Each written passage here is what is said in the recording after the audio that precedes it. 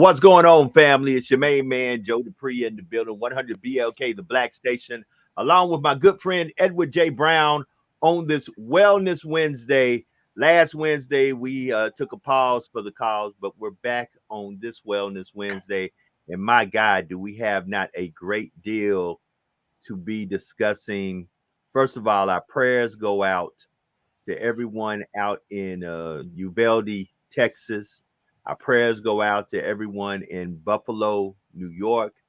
Our prayers go out to everyone who is suffering from senseless gun violence throughout this country. We're going to get into some serious conversation. Tell a friend to tell a friend. Share this with a friend. As every Wednesday we come on here and we say your mental health matters, and it really does matter. And we want you to know that we are here concerned about your mental health well-being, because situations like this, we were just talking before we came on air, situations like this have you terrified on a daily basis and concerned about your family members, concerned when your loved ones go to the grocery store, concerned when your loved ones get on the school bus and go to school, concerned when your loved ones go through everyday life, because in these days and time, you don't know, will that be the last time you see your loved ones due to a demented, twisted, evil individual. See, I'm very precautious of saying that the individuals who did this had mental issues. They may have, but what I'm seeing is what I call pure evil. And I don't want to necessarily tag that in the area of individuals who have mental illness or mental problems. You know, sometimes you got to call the devil. Absolutely. And just deal with it from a situation of what can we do to be proactive and not reactive. So tell a friend to tell a friend, share this with a friend. My good friend, Edward J. Brown, Positive Choices Counseling Service. Edward, the floor is yours. What's going on, brother Dupree? How are you today? Man, I'm holding on, brother. Well, today, this is one of those days where my mental health is impacted. My heart is heavy. So I think whenever that happens, I encourage people to purge yourself, speak to someone, talk to someone, write it down. So I'm going to use this podcast as an example of what I would hope everyone would do when you're feeling the way I am today.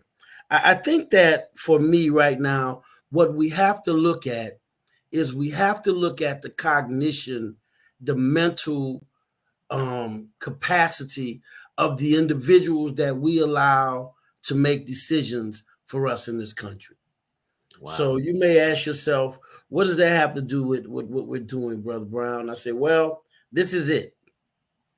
The minute we start talking about these weapons, these military style weapons, and making them outlawed or making them not as accessible as they are, you get these individuals with the mentality. So we're talking about their cognition. Oh, you're trying to take my guns. You can't take my guns.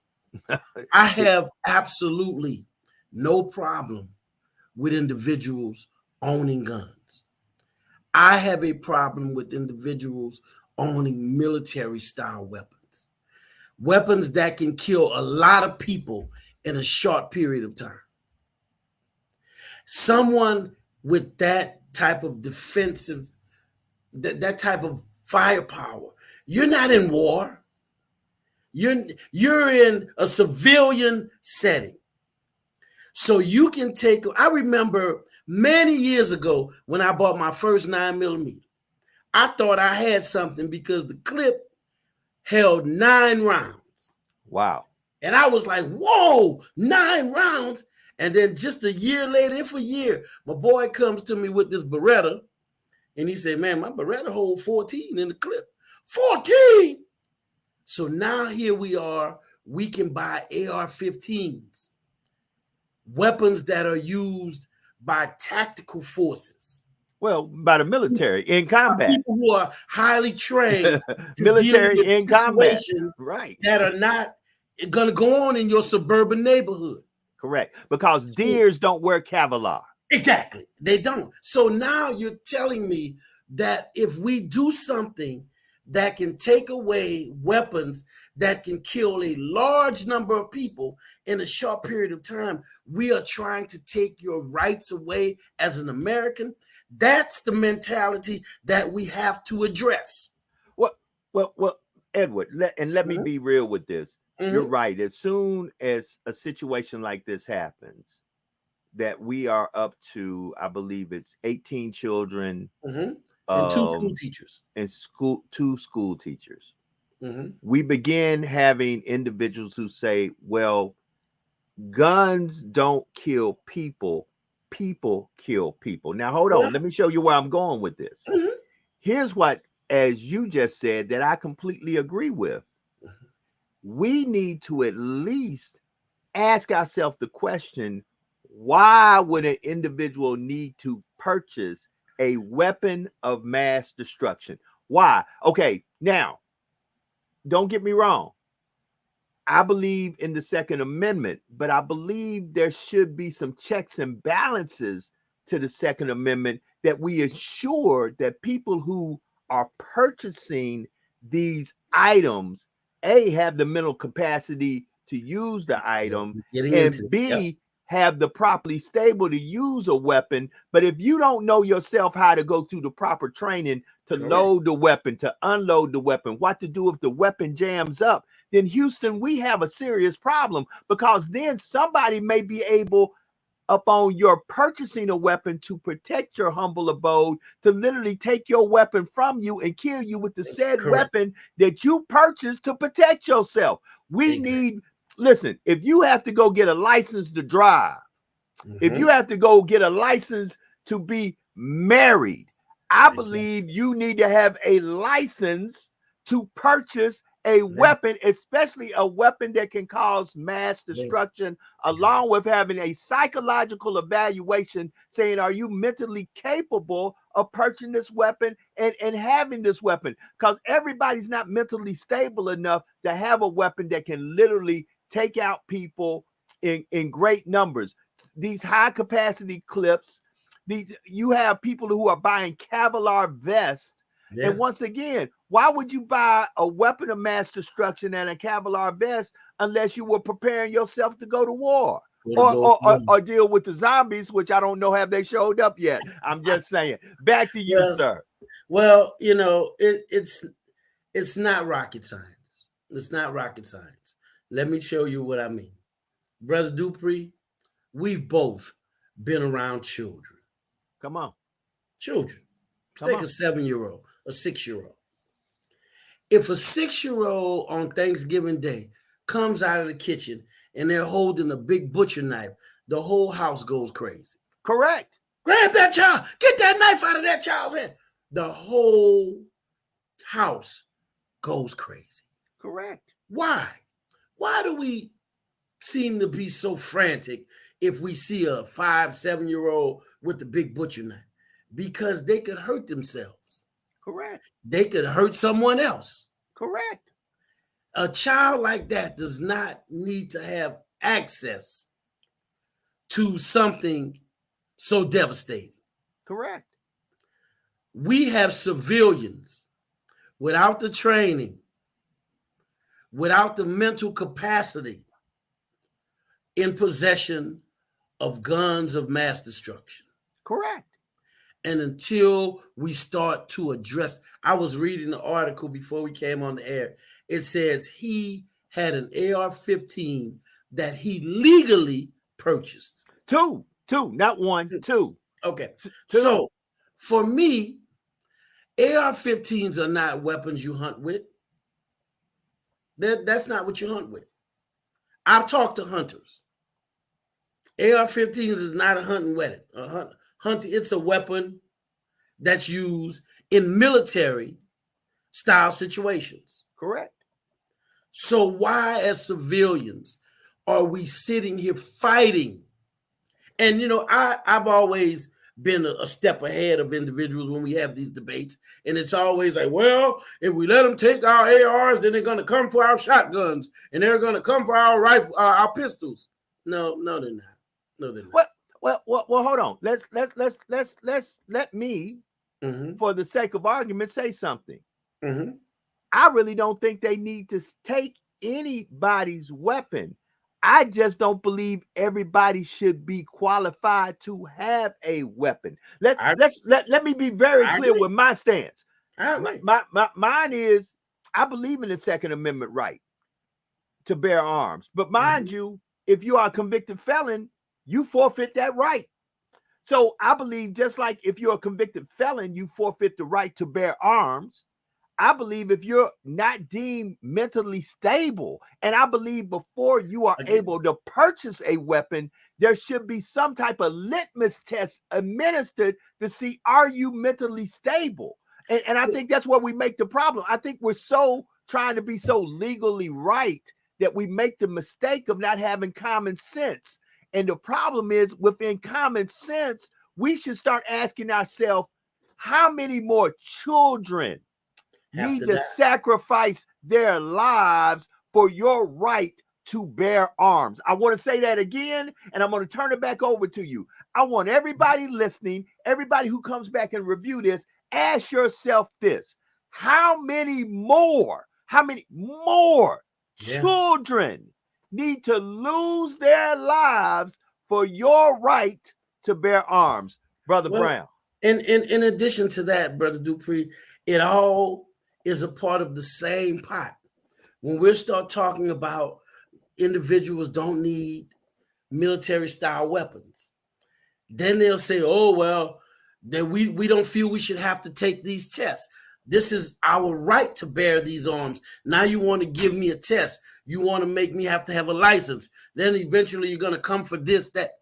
What we're not doing is what this podcast constantly talks about, and that is being proactive instead of reactive. Correct. If you look at the situations with these mass shootings, they're all done with high caliber clips with all of these rounds, like military style weapons. I have no problem with individuals owning guns. I believe we need to be more the same way individuals, you just said it earlier. You take a driving test. Come on. We need to do more to make sure weapons are not in the hands of people who are not mentally capable of handling the responsibility. That's why you can't buy alcohol. You can buy AR-15 at 18, but you can't buy a bottle of bourbon. Until you're 21. Till you're 21. Hold up. And watch you can buy AR-15, but you can't get into the casino. Hold it. And watch this. Let me understand this. I live in the United States of America, which I would like to put a stricken line through United, because I just feel like now we're becoming the states of America. Yeah, I don't see no unity in our community. But let me understand this. You can legislate a woman's body. Correct. But you can't legislate gun control. Correct. Okay. You have to always understand, when the Constitution was written, it was not written for you and I, people of color, and it wasn't written for women. So when we start to look at these issues, a woman was just a little, if you were a white woman, you were a little bit above a black person. But we the people, that did not include African Americans, Native Americans, nor women. That included rich white men. Okay, so now when we start talking about, the legislations that are being changed to where now a woman will not have say-so over what happens with her body, that's the same mentality. Remember, we started this podcast by saying we're going to look at the mentality of the individuals that's making decisions. Correct. You have a problem saying, okay, listen, if you're going to be in possession of a military style weapon, there are certain things you must do. That's when all hell breaks loose. Right. When we say there's things you must do. I have no problem with, Brother Dupree, let me show you what I'm talking about. I have no problem with you owning military style weapons. You want to know why? Because you're highly trained. You're highly trained. As law enforcement, you're highly trained. Come on. But Billy Bob Thornton, that's living in the woods, that's watching Fox News, that believe that stocking up all the cans of beans and buying all this ammunition because the third civil war is coming to this country. That's the gentleman that bothers me. Now watch this. And he might be highly trained also, because outside of what I do on my 9 to 5, I am ex-military. I have been to combat. I have served this country in a few conflicts, such as Afghanistan, Iraq twice, Panama. I've been in situations. I've been to Somalia. I've been in conflict situations where we were, quote unquote, either in a conflict or at war with an enemy. So like you said, the sad thing about this is that, once again, I go back to the base root of the situation. And before we get off of here, I want to talk about the trauma. Oh, that's what we're going to do the second half of the hour. That's the plan. I want to talk about the second half of the hour. Yeah.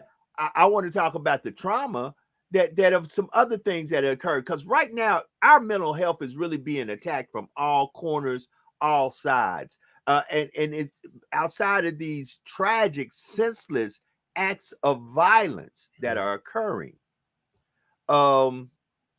We have other issues that are happening on a daily basis. We have income disparities. We have social economic problems. We have, I put on there, racism is real. We have a serious race problem in this country. Not only do we have a serious race problem in this country, we have a serious difference of idealism in this country. Of what racism is. Where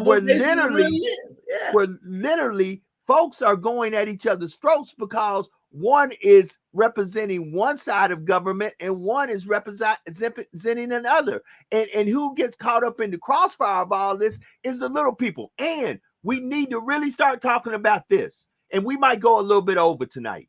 We got to talk about, a lot of folks are being tagged with mental illness when the truth about it is they're truly being indoctrinated with certain types of philosophies that are pure evil. So let's separate mental illness from indoctrination of individuals who are being taught, you need to hate this person, you need to hate this idea, you need to be at the point that if these things don't line up with our idealism that we are trying to program in you, you should resort to violence and actually hurting individuals due to that. We've got a lot to talk about, and tonight we're going to get into it.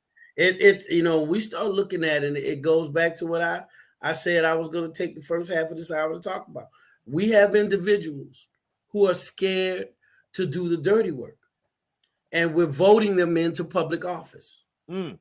We have individuals who are in high position making decisions, and they're being pressured to do so, because I promise you, give me any racist, any white supremacist for 1 hour and allow me to let them see how crazy their perspective is. We have an individual who drove 2 hours not to kill people, but to kill Black people. Come on. That was his purpose. It wasn't to drive and kill. It was to drive and kill Black people. Come on. So we have so much, and we have individuals that say, oh, well, I don't see race. Well, I don't see color. Well, I have Black friends. Well, that's a problem. Because let me tell you something. If you have Black friends, I'm more than sure you've been around white people and they say racist things and you don't say anything, you're just as racist. Right. See, that's the thing that we don't like to talk about. We don't like to talk about, if you're not willing to do something with gun control, then you're part of the problem with lack of gun control. Come on. That's not my thing. I'm meant to know, if you are a person elected to public office and you are not willing to do something that you see is a public epidemic in our community. Come on. Gun violence is rampant. Our children are dying. Okay. Yeah, I talked to my mother today, And my mother said, I am so fed up because I used to feel comfortable going to church. I don't even feel comfortable going to church anymore. Well, she said, now I don't feel comfortable going to the grocery store. Come on. She said, and I'm listening to my mother, and I hear in her voice the anxiety of just everyday living. Now, we're not saying, listen to what Brother Dupree, this is, like I said a minute ago, this is not rocket science. Come on. We are not talking about we're afraid because we walk outside and a bolt of lightning strike us. Oh, this lightning violence we gotta do something about this lightning violence. No, we're talking about gun violence, something we as people can do something about. But we have to understand this is something that holds so true to this country. And this country is a country that's built on violence. Come on, true. They said, we love our guns. Right. Give me liberty or give me death. Okay. My thing is, you love your guns more than you love our children. More than you love, you can't be a gun activist and not be upset about what's being done with guns. Well, here's my ultimate question. Once again, there are so many different angles we're going to try to approach tonight. To be exact, this is going to be part 1. Next Wednesday, we're going to go into part 2 because we're going to go probably over in our time tonight. Because when we get to the traumatic effect, that's a whole hour. Yeah. Okay. So since the last time we went on, of course, we had the tragic situation that happened in Buffalo. 11 days later, then we have this situation that happens in Texas. Now, listen what I have to say. Individuals, you can stand wherever you want to and talk about things, get politicized. No, I believe when the truth is told, you just got to raise your hand and say, guess what? Somebody told the truth. Now, President Biden, who is the elected president of the United States of America, stood up last night and very emotionally made it crystal clear to everybody, when is enough's enough? Like he said, deers are not running through the forest with Kevlar vest on. Okay. An individual makes up his mind in the state of New York to drive 2 hours to Buffalo, New York, with the sole purpose of killing Black people. And understand this, family, we've got to talk about the truth. And we've got to start asking ourselves, what can be done? I understand all the gun violence cannot be resolved. I understand all the mass shootings cannot be tackled and prevented. However, with this country's capabilities when it comes down to intelligence, when it comes down to certain things that I know are in our arsenal to stop terrorism, we've got to stop the number one terrorist that is plaguing this country, which is domestic terrorism, white supremacy. And we got to call it what it is, no matter who we upset. Understand, you made it crystal clear earlier. People will tell you I have Black friends. Well, if you have Black friends, but when you're around your friends that are non-Black, y'all are talking about racial, y'all are doing people in your right are doing racial slurs and racial jokes, and you don't say, wait a minute, wait a minute, that's not acceptable. Then guess what? You're as much of the problem as the people who are doing what you say they're doing. And that makes you, because you're not saying what needs to be said, as much of the problem as they are. You know, Rhonda just put up here, and I got to place this comment up here. She put up here, you know, they believe in this great replacement theory. These theories are being spoke of in the halls of the Congress and the Senate by individuals who are elected officials to this country. We've got to go all the way back to the insurrection and talk about how the indoctrination, and once again, I'm not putting stuff on people's mental health, that they're that they are mentally ill, when the truth about it is a lot of this is indoctrination when it comes down to crimes that are being committed against us as a people of color. You know, first thing, that poor guy, he's mentally ill. No, he's been programmed by a system to systematically hate people of color. And we got to start calling a spade a spade. We really, and what did we say we were going to talk about today? We were going to talk about the mentality, the cognition of people.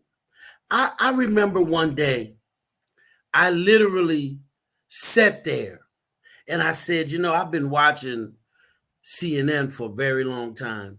Let me go and see what the other side is talking about. Come on. Fox News gets interesting. Television, and I made a commitment. I was going to watch Fox News for 1 year. I said, I'm going to watch CNN and I'm going to watch Fox News for one day, and I have it on my phone today. This guy, Tucker Carlson. Yeah. He started talking for like 5 or 10 minutes. And at the end of the 10 minutes, I was afraid. I was like, really? This is not going to be your country anymore. They're going to take everything from you. They're going to take this. America will be no more. It's going to be destroyed. And I kept saying, what's going on that's going to cause all of this? Because Joe Biden became president. We just came from 4 years under Trump and we still here. I don't quite and I started to listen to the hate and the fear that they were pumping out. And you know what I said? Now I understand. If you watch Fox News, it's scary to watch. Come on. It really is. So now when I see these people with this replacement theory and all that, I understand where they get that from. But what you have to understand is when we get to the mentality of white supremacy, it's that we don't want to replace you. All we want is the same opportunities that's available for one, make it available for the other. I don't care if my $500,000 home is 500 miles away from yours. I just want to be able to get a $500,000 home for the same interest rate you got it for. Come on, speak on it. You see what I'm saying? So it's not about replacement. It's about equality. Come on. You understand? You are afraid that I'm going to do more with the opportunity than you did with it. Billy Bob that lives in the backwoods, college is available to him. Come on. But because a black student wants to go and get, I don't want my tax money to go towards no Negro getting no college degree. Well, guess what? His parents pay taxes too. Come on. So all we're looking for, this replacement theory makes us, I don't want to replace anybody. I just want to be the best me that I can be. So when you start talking about your country's going to be taken, no, it's not your country. It's our country. Right. Hold it. And remember, in Charlottesville, that was the biggest chant. Mm-hmm. You will not replace us. Mm-hmm. So listen, family, this is deeply rooted in the mentality, in the mentality, and in a mindset that there is a group of folks that are non-white that have a plot and a plan to take over this country. And then you had this president we had, the Cold Court 45, you know, who was up there basically a narcissist himself.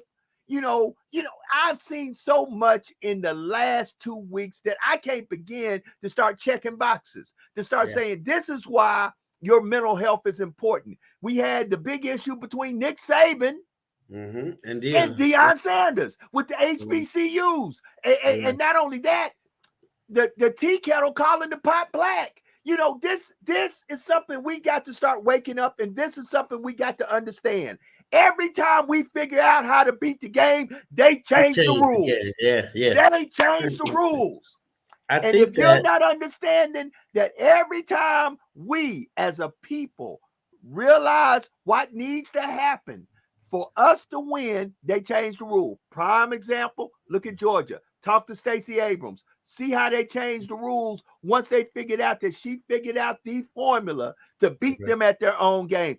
Family, we got to start playing chess and stop playing checkers. And guess what? The heart and the soul of our people is what is in the balance. Because right here in the city I live in, just a few days ago, a 14-year-old boy took the life of a 16-year-old girl. So we've got to start really addressing the situation full circle.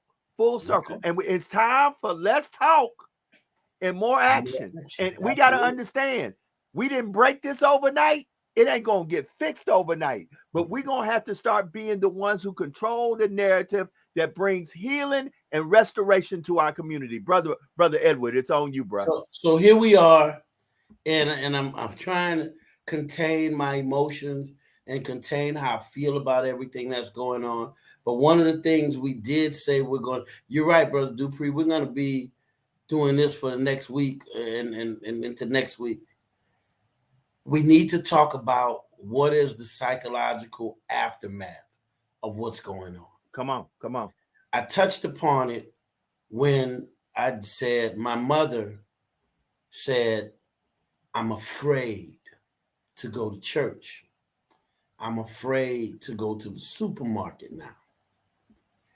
The fear is the power that white supremacy attempts to instill in all of us.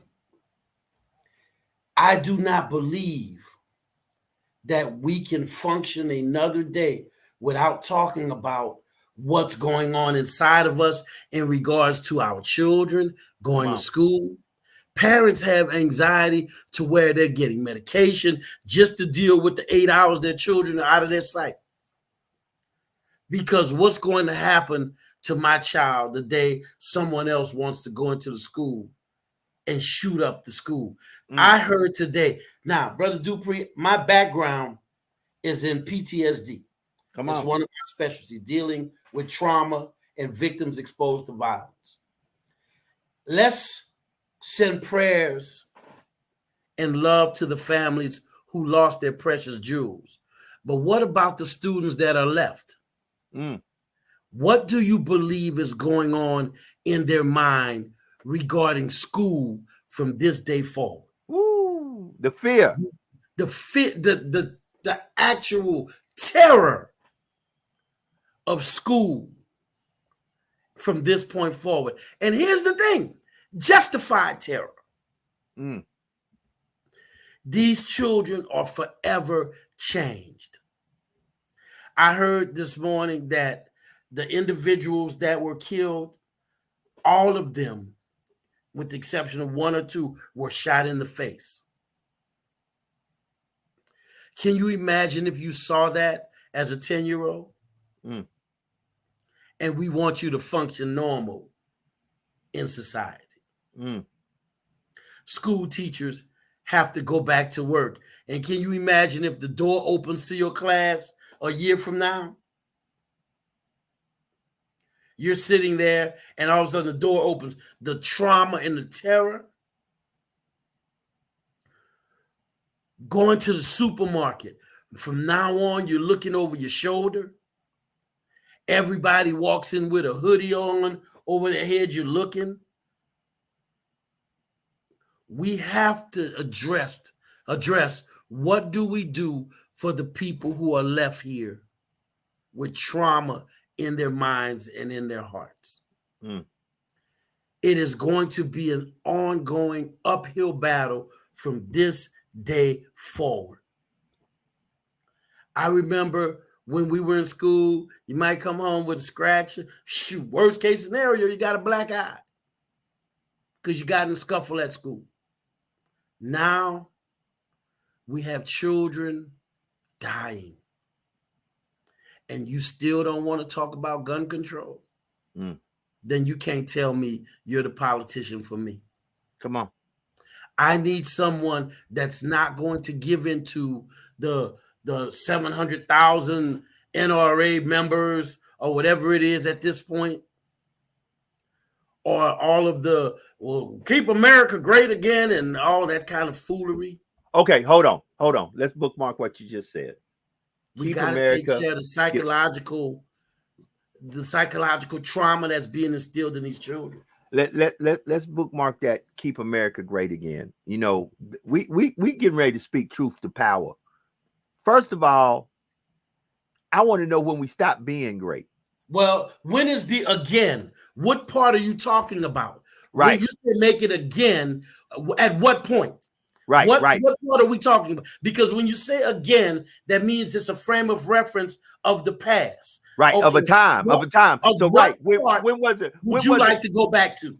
Right. What time would you like to go back to? Yeah. You know, and let's just be completely honest about this. As we said, this country was built on violence. On violence, correct. Give me liberty or give me death. Mm-hmm. This country was formed out of a revolution. Mm-hmm. Out of individuals who said taxation without representation won't fly.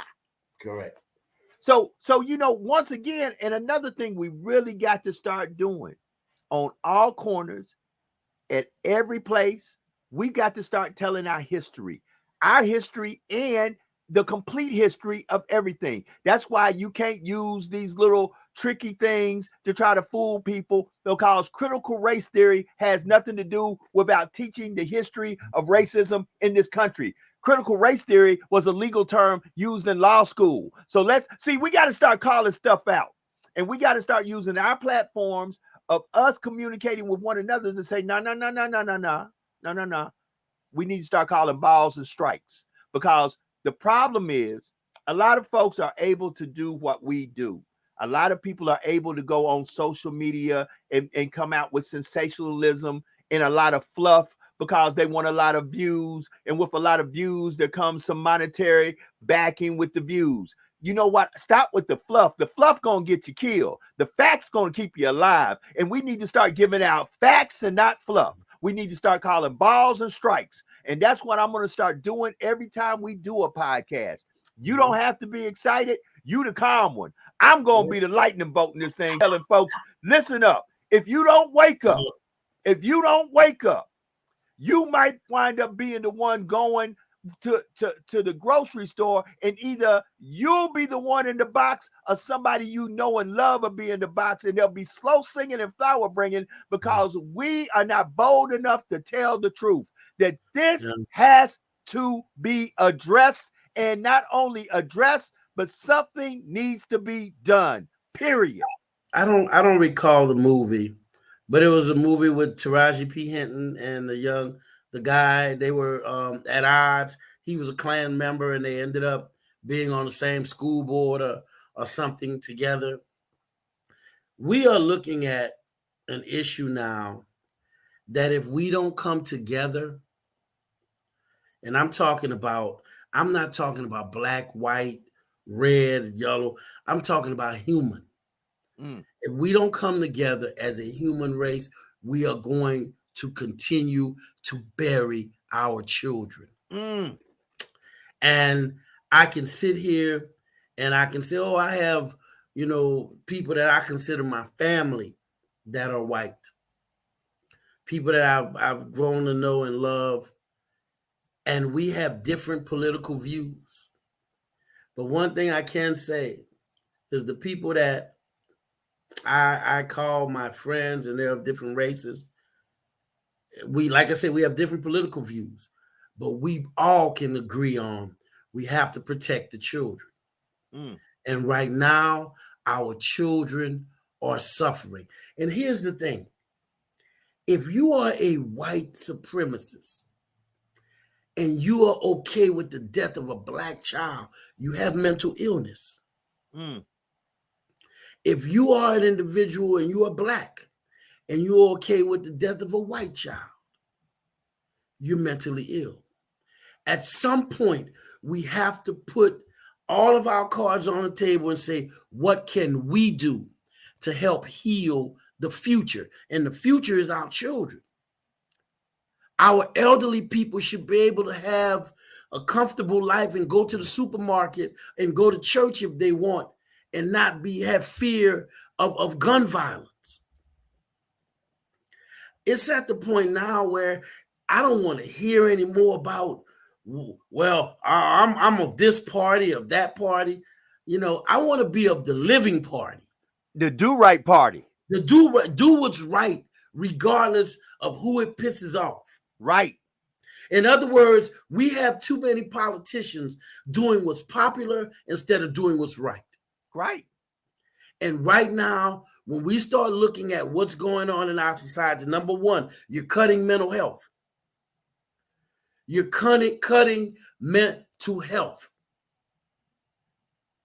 You're taking away resources for people who are going into the trenches to provide services to these individuals, right, who have been exposed to trauma. Come on. You understand? Our middle age and our golden age people should not be suffering from post-traumatic stress. Our children should not be suffering from post-traumatic stress, but they are, because we care more about our right to own guns than we do our right to live. You understand? We care more about our right to whether we can tote our side on than we do the right to be safe. We teach on the collegiate level, the first rule of providing any type of mental health services is the client has to be in a safe environment. We have total chaos going on. Let me ask you something. All of these white supremacists with the replacement theory, what were those people in the supermarket doing that could possibly replace you? That's a good question. What were these children doing in these schools that could possibly replace you? Buying a cucumber, squash, frozen vegetables. That's a real threat to you in your existence. Double stuffed Oreos. Oh my God, that white stuff in the middle must be C4. We don't know. Stop the madness. Right. And come together and be able to say, okay, like I said, I have friends to this day. Politically, we are left and right. But we can sit down at a table and we can say, what do we need to do that's going to better the quality of life of the people we come in contact with? Correct. Now, you believe in big government, Ed, and I believe, that we're just doing too much. Okay. But at the end of the day, if you see a homeless man, you and I both agree he needs to have something to eat. We can deal with why he's homeless after we feed him. You see what I'm saying? That's what we're not doing. We're not talking about, okay, now that we've identified the problem, these children are going to have trauma. I can rally up my whole agency, all the positive choices.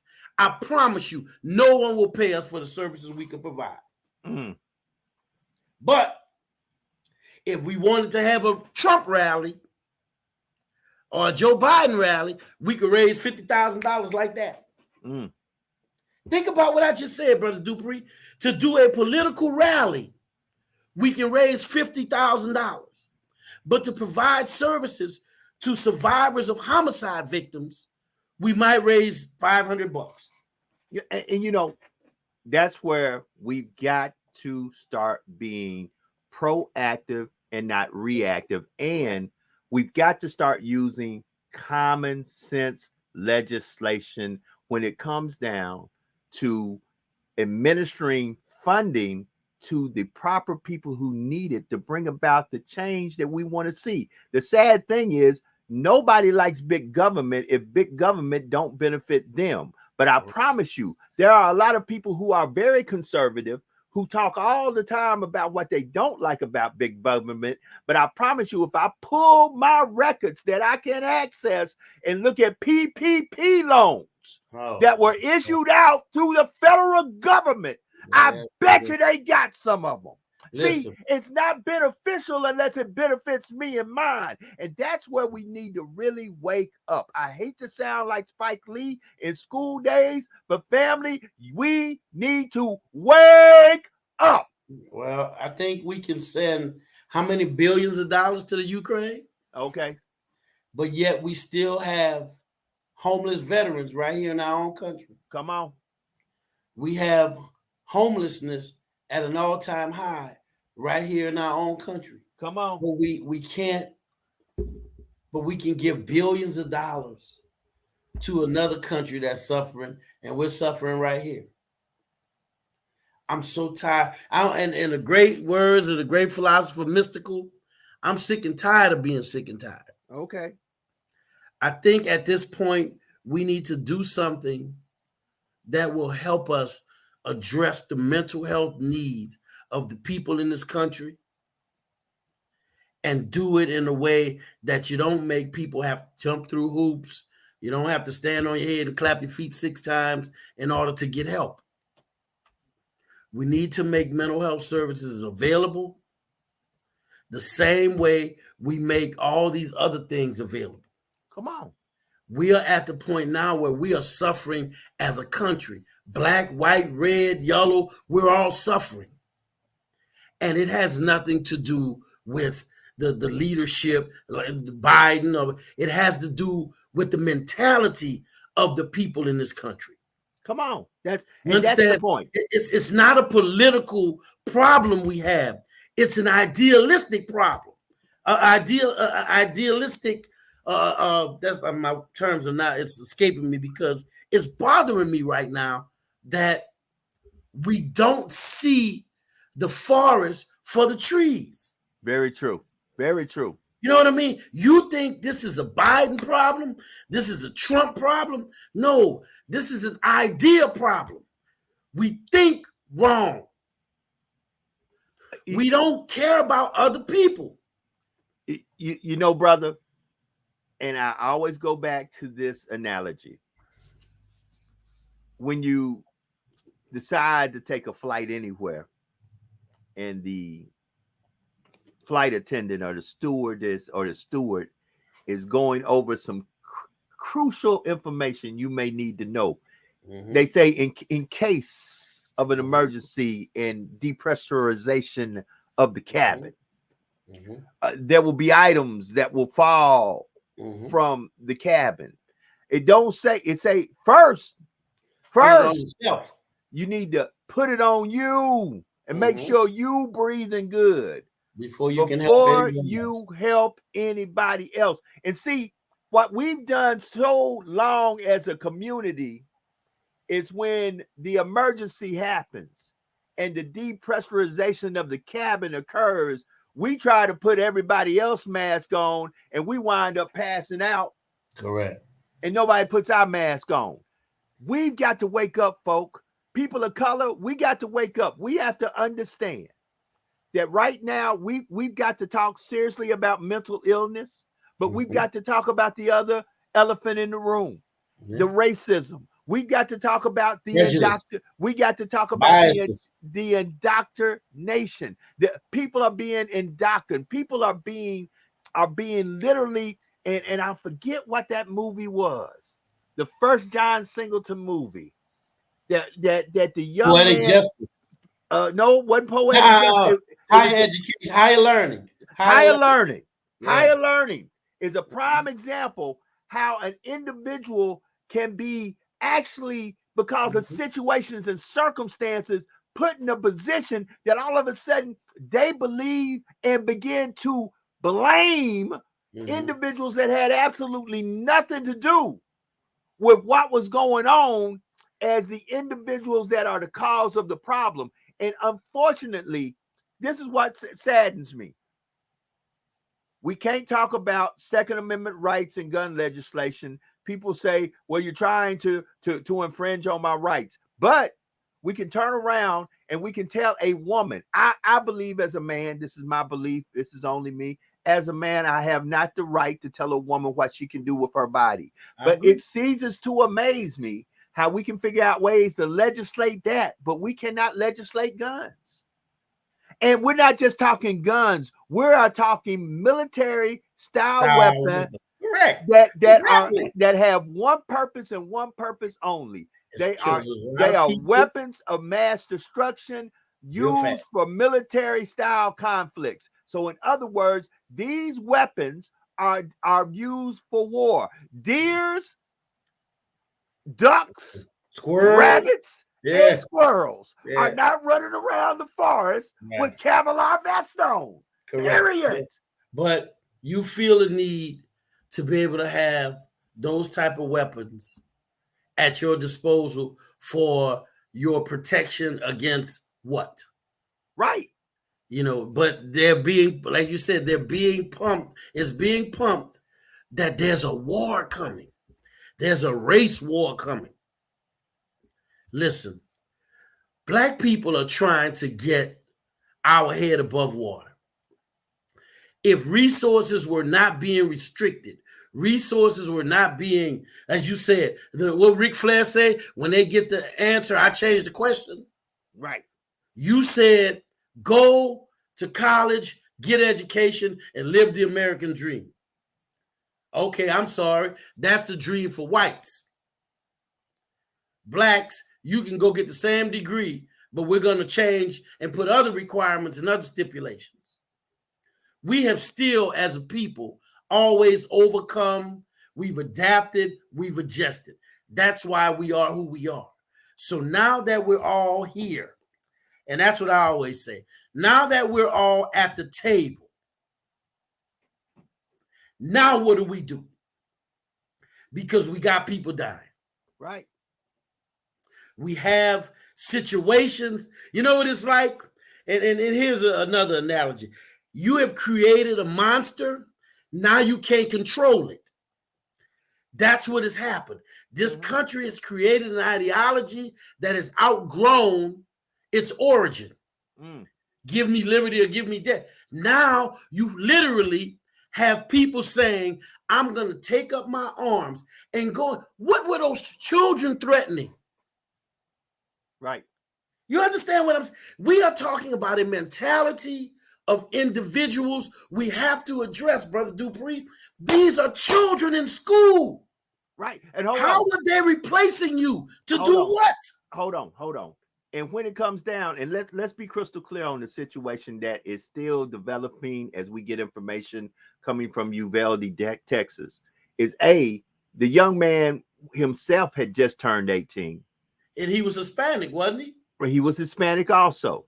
So once again, what mindset, or what permit, and another thing we're going to have to start addressing. I know this is hard because there's two words that really are not words that people who are guilty like hearing, but it's called accountability and responsibility. So let's address those things in a minute. But what we really need to understand is the following. They literally, before I got on this podcast, was looking at a broadcast where they talked to an individual who knew the individual who did the shooting, who said, it did not surprise me that this individual did it. Well, if that one person said it doesn't surprise me, that lets me know somebody wasn't paying attention. And somebody wasn't saying anything. Right, they may pay attention, but they didn't do anything about it. So we got to start raising our hands, because guess what? Right now, in probably every community that's watching this podcast and all over this country, there is gun violence and senseless gun violence issues that are running rampant throughout this country. As I said, in the town I live in, because you and I live in two different cities, two different states. Absolutely. In this city that I live in right now, we have just had, not too very long ago, where a 14-year-old boy shot a 16-year-old girl to death. Now, two families are now affected. The 14-year-old boy will never be the same. He will have to do juvenile life by the laws of Louisiana. Correct. No matter how much time he does, it ain't bringing back the 16-year-old girl. And here comes the bigger question I have. How do you not know that 16-year-old girl might have been the great grandmother of the person who cures cancer, or the next big leader that comes through this country and changes everybody? But you won't know now because she's not here to fulfill her destiny. I talk to people and they always say, what do you say about someone that's contemplating suicide? I say, well, what I always say is you're killing your future. You're killing the future. And you have no idea what the future holds. You're killing the future because of the past. You've already made it through it because you're talking to me. You made it through it. You're just dealing with how you feel about it now. So if we get through what happened, now we can get through how you feel about it. We can move on, move forward. But if you commit suicide, you've killed any possibility of a future. And you're killing the unknown. Not knowing.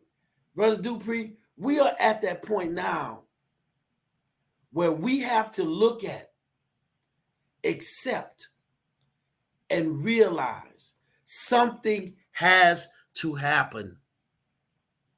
We have to do something. Whether we like it or not, something has to happen. What are we going to do?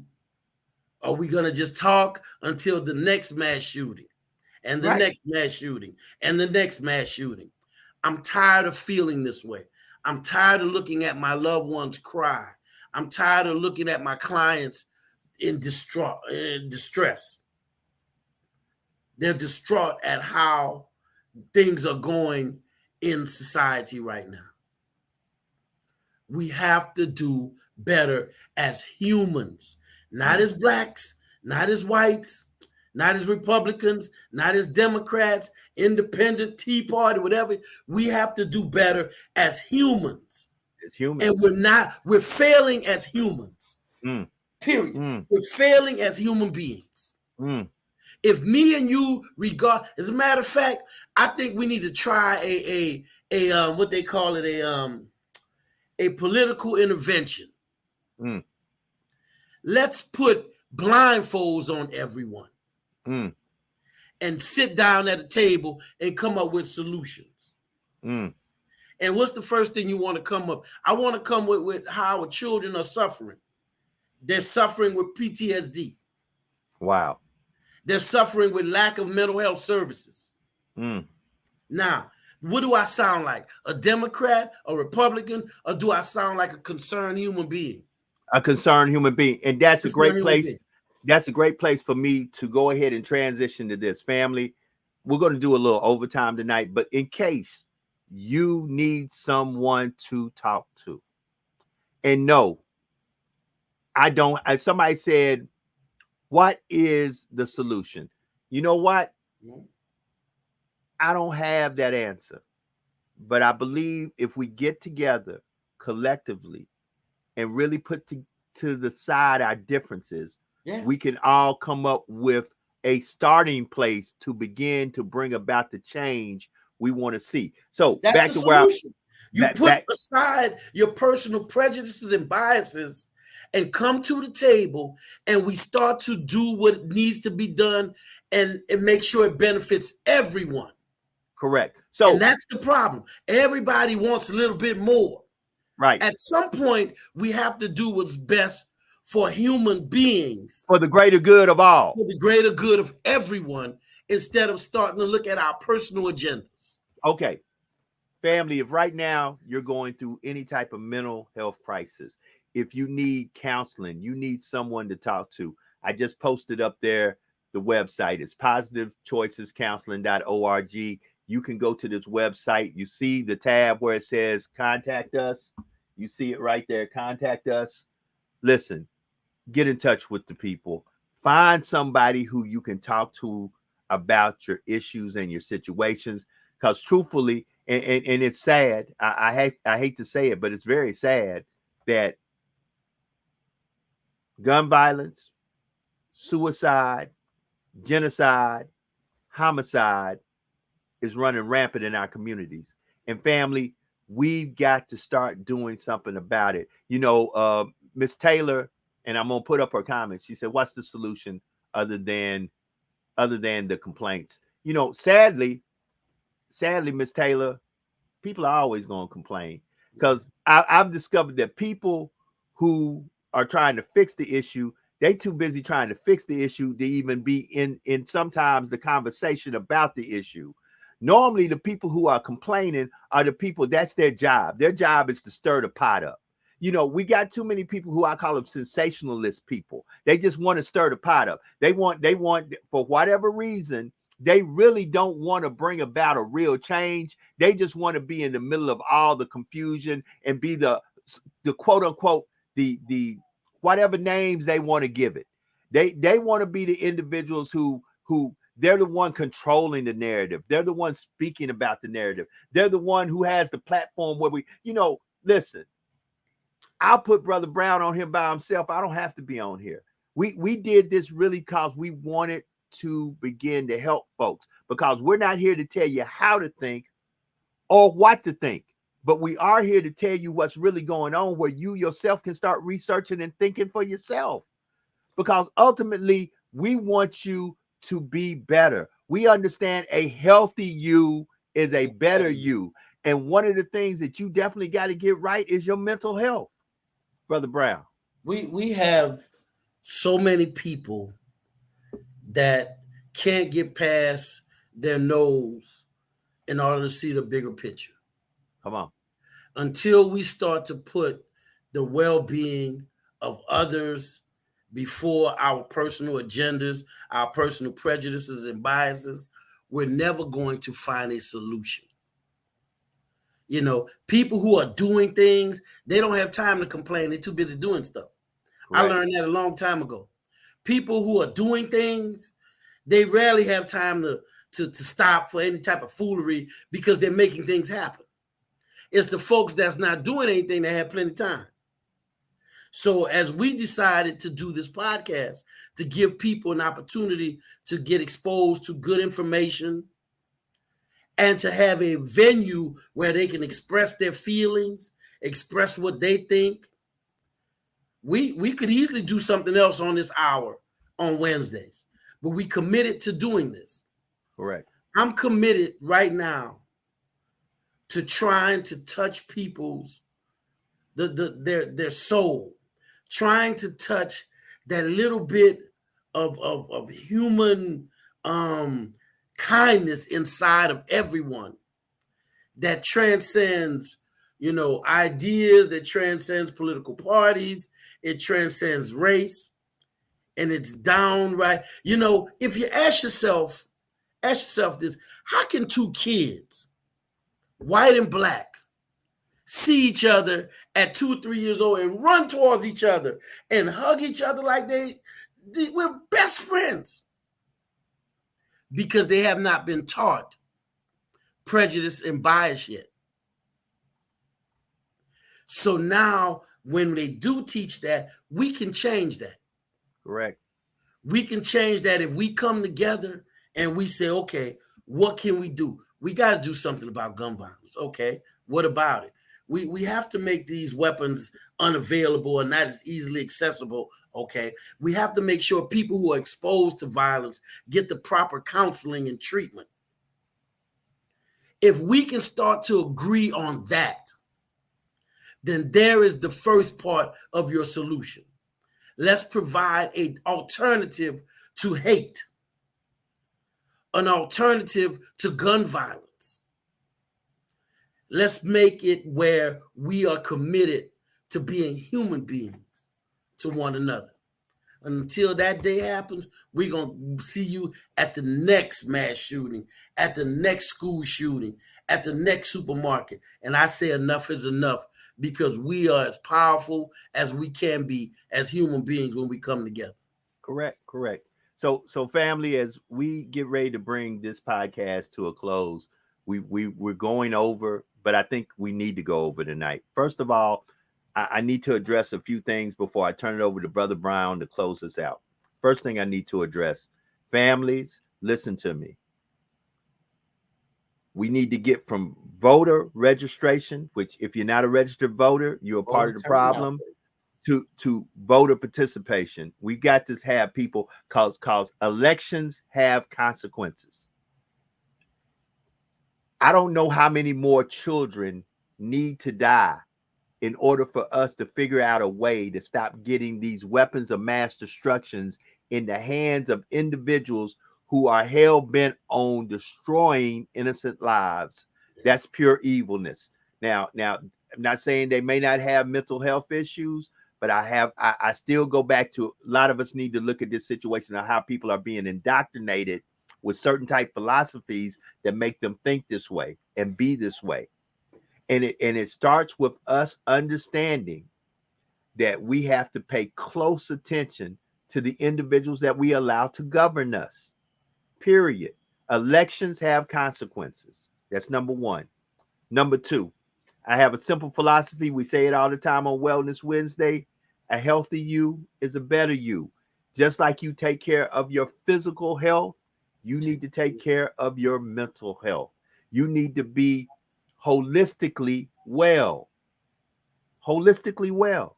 And if you're not, you need to know that there are people out there like Brother Brown and those who work in his profession. And I highly recommend Positive Choices that are there to help counsel you through the situation and hopefully get you to a place of resolve that the issue is better and you are well, mentally well.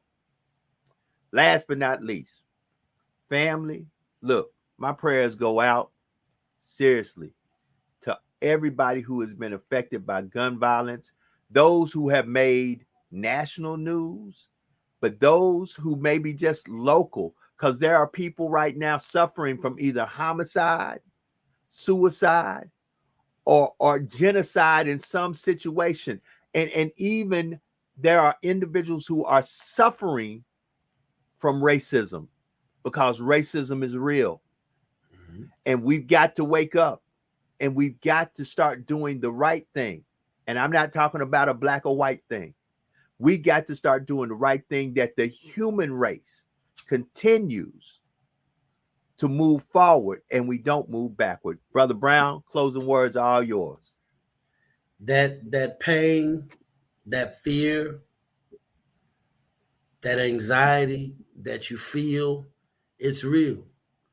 And you can overcome it. Anyone, if you are suffering just with the slightest bit of anxiety over what's happening in our community, I ask you to reach out. Reach out and talk to someone. Because the things that you feel as you watch the news, as you read the paper, it's real. And if you don't do something about it, it will manifest itself. So I ask you, I pray that you feel comfortable enough reaching out, talking to someone so that they can help you through this time in your life. The other thing is that we have to get back in touch with the human aspect of who we are. Put your prejudices, your biases aside and do what is best for us as a human race. And if you don't know what that is, call Positive Choices. We're willing to talk to you and help you through any of these situations that's causing you problems. Until next week, which we will be probably picking up where we're leaving off today. If nobody else told you today, man, we love you and we'll see y'all next week.